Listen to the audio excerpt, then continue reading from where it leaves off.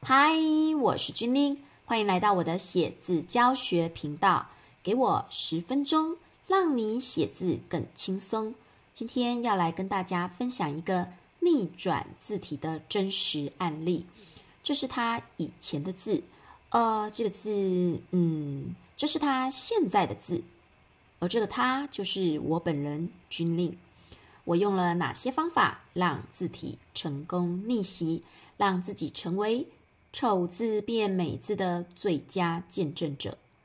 我把这个血泪奋斗史放在这个影片中分享给你，你只要按照我的步骤做，下一个见证者就会是你哦。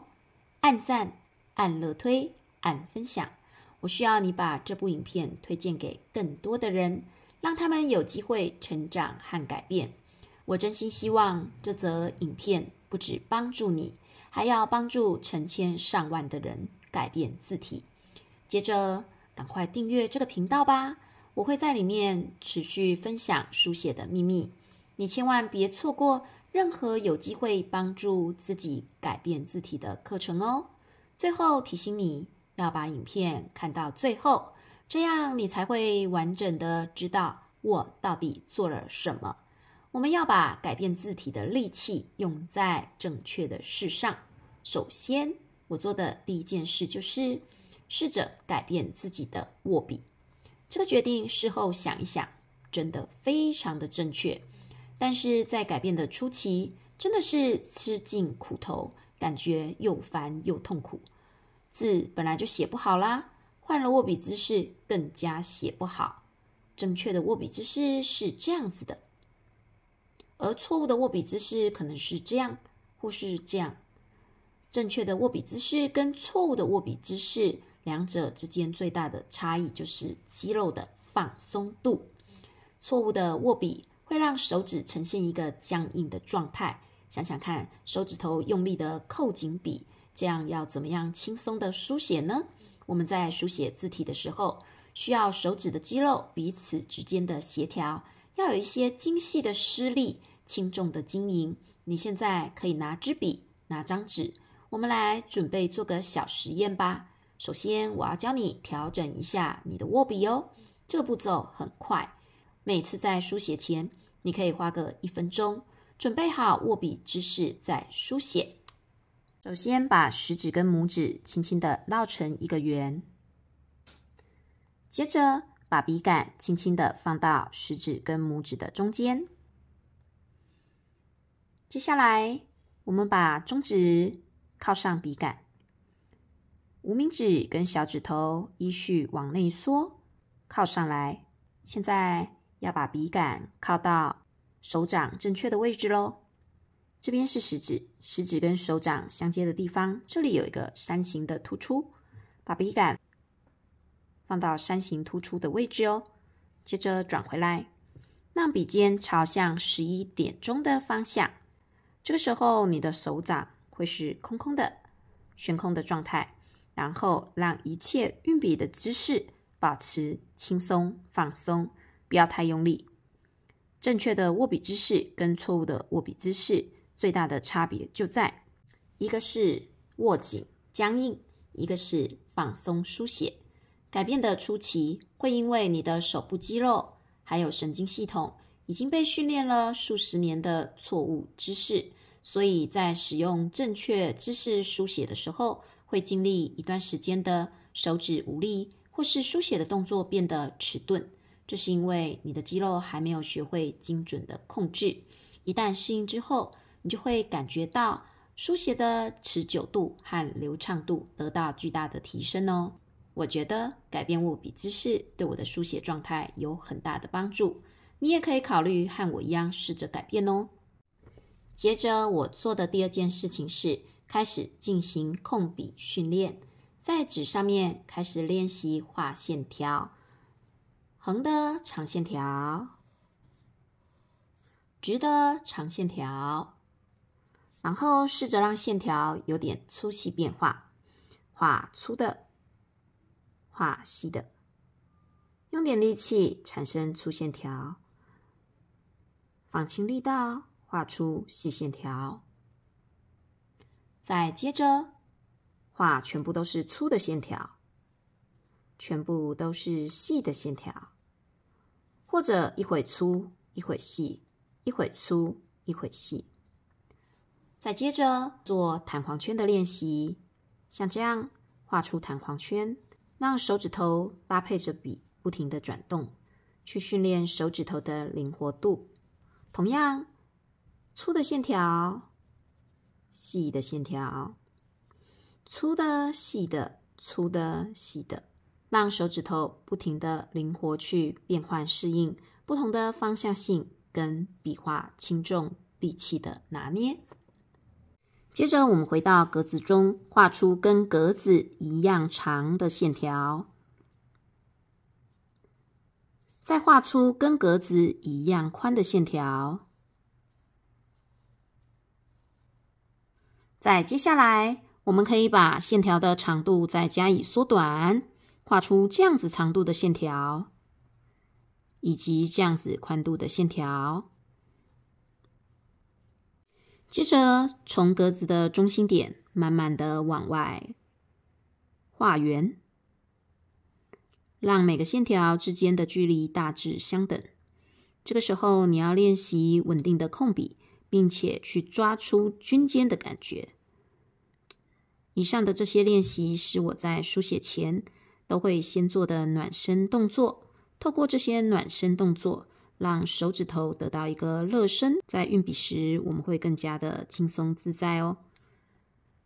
而第3件我所做的事情就是开始练习基本笔画，有5个笔画非常重要，分别是横画、竖画、撇画、点画跟挑画。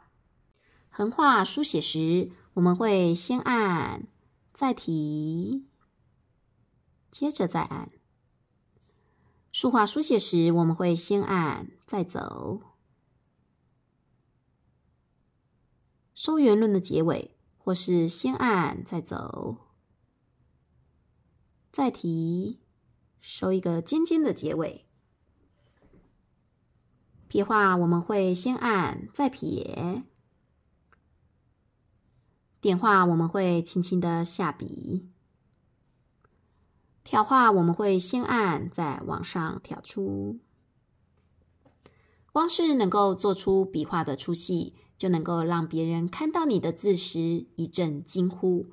做法大致是我上面说明的这样，但是在书写时那些细节和操作手法，我们在15日美字养成班中会仔细的教大家。当然，你也可以利用基本笔画字帖，帮助自己做笔画上面的练习哦。第4件我所做的事情是开始搜集各种书写规则。我认为字体的笔画运作跟书写是有一套逻辑的，只要懂得方法，写好字，只是时间长短跟练习量的问题。因此，我开始整理笔画的书写规则。这一整理可真不得了，有大原则、小原则和例外的状况。汉字的世界真的是非常奥妙。我整理出了最基本的7大心法、4大结构、2大核心技术。今天来分享给大家其中一个。